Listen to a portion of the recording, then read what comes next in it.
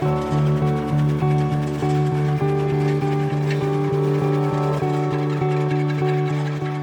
দর্শক মণ্ডলী, Asia animal জেনেটিক্সের নতুন একটি প্রোডাক্ট আপনাদের সামনে উপস্থাপন করছি। আমি মার্কেটিং ম্যানেজার ডাক্তার মন্ডুজ্জামান। আপনারা জানেন যে ডেইরি খামারে খাদ্য ব্যবস্থাপনা সবচেয়ে গুরুত্বপূর্ণ বিষয় এবং খামারের ম্যাক্সিমাম খরচটাই হয় কিন্তু খাদ্য ব্যবস্থাপনায়।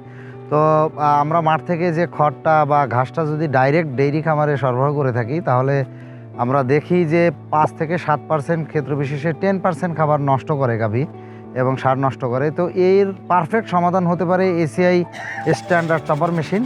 এটার স্পেসিফিকেশান যদি বলি, বাজারে প্রচলিত যে চপার মেশিনগুলো রয়েছে তার থেকে এটার ডিফারেন্সিয়েশন হচ্ছে এটাই যে এখানে আমরা একটা সেপটিক ঢাকনা দিয়েছি, যার মাধ্যমে কি হবে, নিরাপত্তা ইনশিওর করার চেষ্টা করছি আমরা। এখানে মাঠ পর্যায়ে আমাদের অনেক মা বোন হচ্ছে চপার মেশিন ইউজ করেন।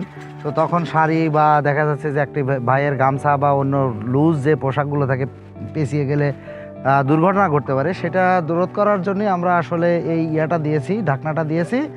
এখানে আমরা পূজারি ব্লেড ইউজ করেছি 2টা এই চপার মেশিনে।